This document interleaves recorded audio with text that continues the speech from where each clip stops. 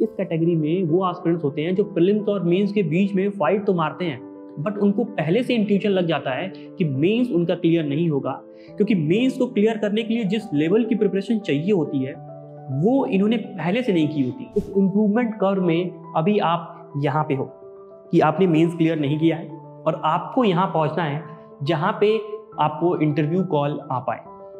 जो aspirants mains clear नहीं कर पा रहे हैं और बहुत आंसर्स लिख चुके हैं या उनको ये पता नहीं चल पा रहा कि इतनी मेहनत करने के बाद भी उनका मेंस क्यों नहीं निकल रहा, you need to do is identify your blind spots. But आप सिर्फ एवरेज आंसर लिख के और एक्सपेक्टेशन को मीट करके मेंस का एग्जाम क्लियर नहीं कर सकते।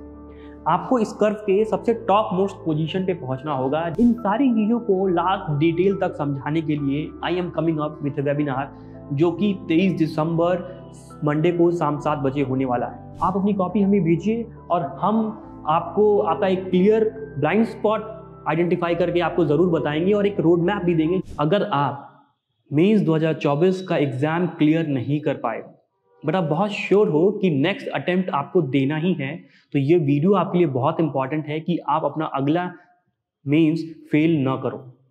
अप्रॉक्स 14,000 बच्चों ने इस बार मेंस लिखा, बट केवल 2845 स्टूडेंट्स को ही इंटरव्यू कॉल आया, यानी कि more than 11,000 aspirants have failed the mains exam.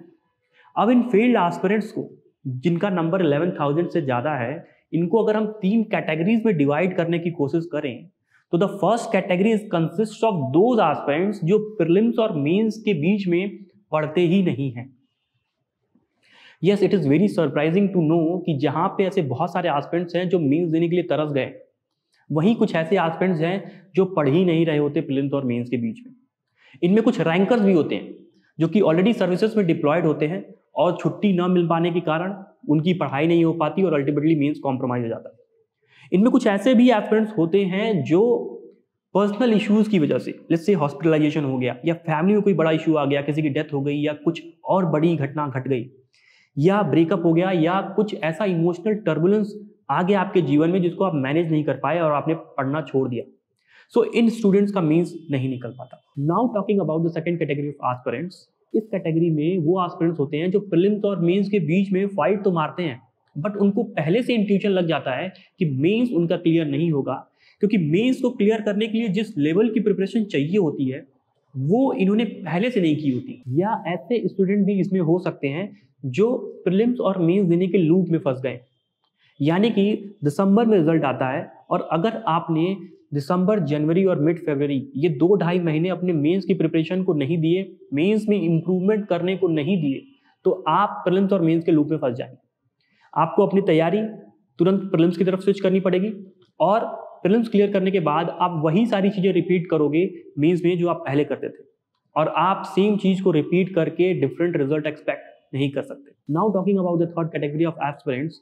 ये वो एस्पिरेंट्स होते हैं जिन्होंने मेंस की तैयारी बहुत अच्छे से की होती है, बहुत सारे टेस्ट लिखे होते हैं, ये मेंस 2-3 बार से हो सकता है दे भी रहे हों, सब कुछ करने के बाद भी इनका मेंस क्लियर नहीं हो रहा।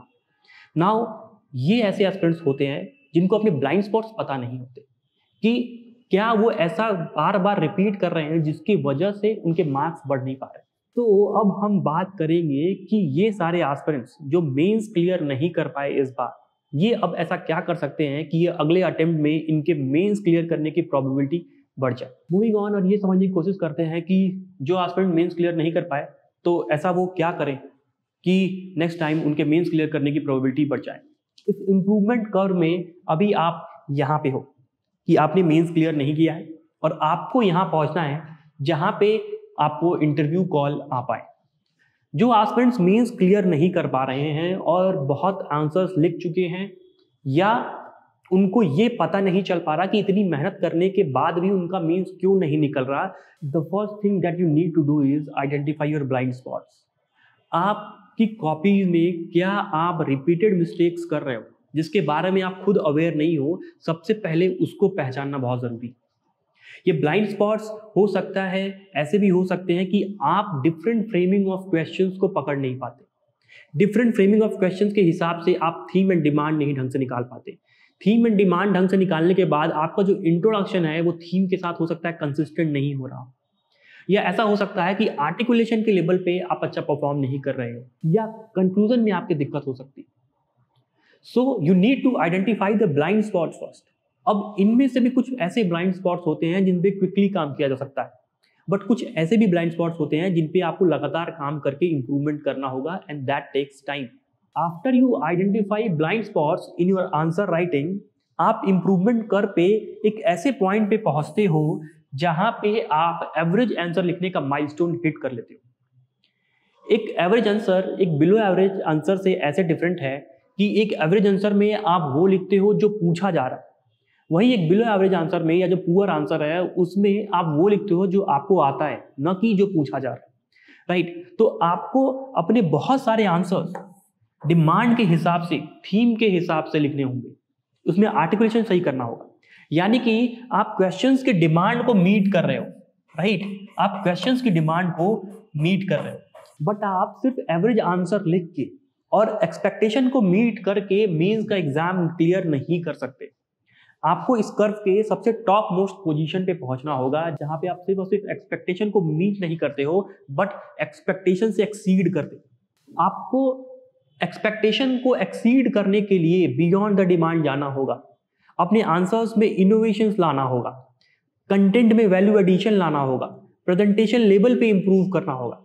तब ये सारी चीजें करने के बाद आप एक रैंकर जैसी कॉपी लिखते। इन सारी चीजों को लास्ट डिटेल तक समझाने के लिए I am coming up with webinar, जो कि 23 दिसंबर मंडे को शाम 7 बजे होने वाला है, जहां पे मैं इस बार के मेंस फील्ड एस्पिरेंट्स की कॉपी लेके आपको ब्लाइंड स्पॉट दिखाऊंगा। उन ब्लाइंड स्पॉट्स को इंप्रूव करके कैसे आप क्वेश्चंस की डिमांड को मीट करते हुए एक average level of answer writing कर सकते हो, वो दिखाऊंगा।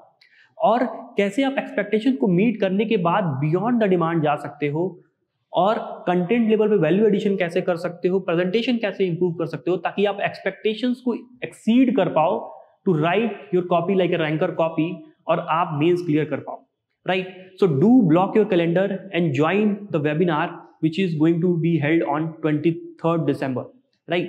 Now अगर आप इस बार का मेंस क्लियर नहीं कर पाए और आपको समझ नहीं आ रहा कि आपकी गलतियां क्या हुई हैं, तो आप अपनी कॉपी हमें इस QR कोड के थ्रू भेज सकते हो, या अगर आप दिल्ली में रहते हो तो आप ऑफलाइन आ सकते हो सिविल्स डेली के ऑफिस में एट अप्सरा आर्केड, जो कि करोल बाग मेट्रो स्टेशन के पास में ही है।